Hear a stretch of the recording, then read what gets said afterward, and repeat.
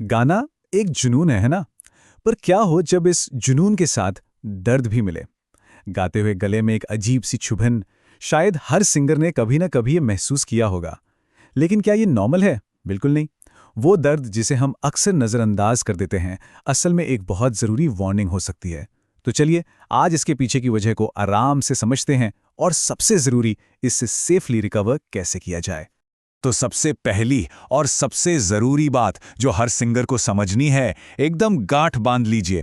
गाते वक्त गले में दर्द होना बिल्कुल भी नॉर्मल नहीं है। ये बस हल्की थकान नहीं है, बिल्कुल नहीं। ये आपके वोकल कॉर्ड्स का एक अलार्म है, एक वार्निंग सिग्नल। और इस सिग्नल को इग्नोर करना लॉन्ग रन में आवाज के लिए बहुत भारी पड़ सकता है। ओके, तो इस पूरे इशू को ठीक से समझने के लिए हम ऐसे कुछ हिस्सों में तोड़ेंगे। सबसे पहले, ये दर्द है क्या? फिर इसके मुख्य कारण क्या हैं?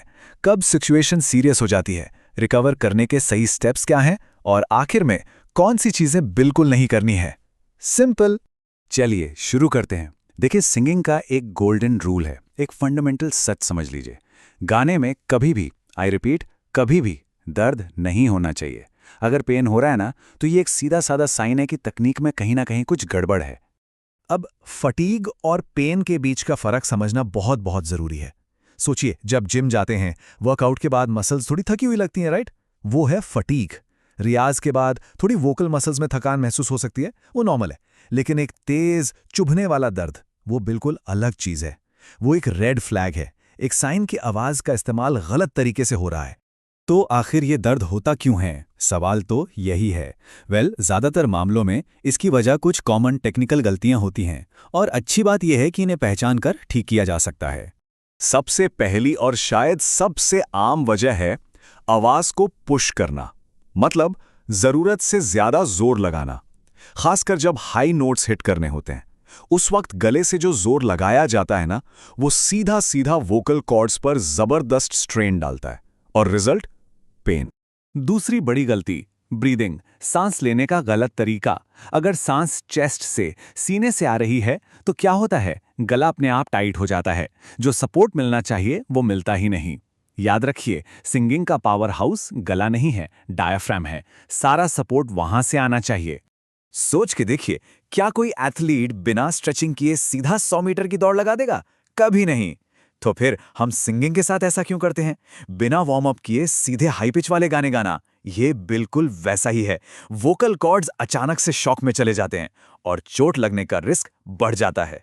अच्छा, अब आते हैं एक ऐसी आदत पर जिस पर शायद ही किसी का ध्यान जाता हो। बार बार गले को साफ करना ऐसे करके बड़ा हार्मलेस सा लगता है ना? पर असल में हर बार जब हम ऐसा करते हैं तो हमारे नाजुक वोकल कॉर्ड्स आपस में बहुत जोर से टकराते हैं। ये आदत धीरे धीरे उन्हें डैमेज कर सकती है।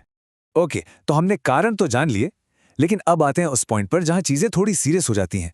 ये जानना बहुत जरूरी है कि कब रुकना है और कब प्रोफेशनल हेल्प लेनी है। इन वार्निंग साइंस को बिल्कुल भी लाइटली नहीं लेना है। ध्यान से सुनिए। अगर दर्द सिर्फ गाते हुए नहीं, बल्कि नॉर्मल बातचीत में भी हो रहा है, या अगर आवाज अचानक से भारी हो गई है या उसमें खराश आ गई है, और सबसे जरूरी, अगर 3 से 4 दिन के पूरे रेस्ट के बाद भी कोई सुधार नहीं है, तो प्लीज इसे इग्नोर मत कीजिए। ये सीधा साइन है कि एक ईएनटी स्पेशलिस्ट से मिलने का टाइम आ गया है। तो चलिए, अब समाधान की तरफ बढ़ते हैं। और अच्छी खबर यह है कि अगर गले में दर्द है तो घबराने की जरूरत नहीं है। आवाज को वापस ट्रैक पर लाने का एक सेफ और प्रैक्टिकल तरीका है। ये 5 स्टेप्स रिकवरी के लिए फाउंडेशन का काम करते हैं। स्टेप 1, वोकल रेस्ट, मतलब 2-3 दिन के लिए शांति, कम से कम बोलना, और जितना भी बोलना एकदम धीरे, चिल्लाना तो बिल्कुल नहीं। स्टेप 2, हल्का स्टीम, गले की ड्राइनेस के लिए बहुत अच्छा है, लेकिन ओवरडू नहीं करना। स्टेप 3, साइलेंट यॉन, बिना आवाज के उबासी लेना, ये गले के टेंशन को रिलीज करता है। Step 4, NG sound practice, direct आ या ई जैसे वॉवल्स पर मत जाइए, एनजी साउंड से सॉफ्ट हमिंग के साथ स्टार्ट कीजिए। और स्टेप 5, बैक ब्रीदिंग, फोकस को गले से हटाकर सांस पर लाना है, सपोर्ट को नीचे अपनी पीठ और पेट की तरफ महसूस करना है। रिकवरी में सबसे बड़ी गलती होती है जल्दबाजी। इसलिए ये 7 दिन का प्लान एक सेफ कमबैक के लिए परफेक्ट है। देखिए, पहले 2 दिन कंप्लीट वोकल रेस्ट, चुप्पी। डे 3 और 4 बहुत ही सॉफ्ट हमिंग एक्सरसाइजेज। डे 5 और 6 हल्के फुल्के स्केल्स प्रैक्टिस। और आखिर में डे 7 पर बहुत ही लो वॉल्यूम में कोई एक गाना ट्राई कर सकते हैं। हमेशा याद रखिए, धीमी वापसी ही सुरक्षित वापसी है। तो अब तक हमने बात की क्या करना है, लेकिन उतना ही जरूरी है ये जानना कि क्या नहीं करना है। कुछ ऐसी आम गलतियां हैं जो सारी मेहनत पर पानी फेर सकती हैं। तो इन चीजों से हर हाल में बचना है। नंबर 1, दर्द के साथ रियाज करना। इससे बड़ा नो कुछ नहीं है। नंबर 2, ठंडी चीजें खासकर कोल्ड ड्रिंक्स अवॉइड करें। नंबर 3, जबरदस्ती हाई नोट्स लगाने की कोशिश बिल्कुल ना करें। और सबसे जरूरी, इंटरनेट पर मिले हर नुस्खे पर आंख बंद करके भरोसा मत कीजिए। आवाज बहुत कीमती है, उसके साथ एक्सपेरिमेंट नहीं करना है। और आखिर में बस एक सवाल के साथ इस चर्चा को खत्म करते हैं। आवाज क्या है?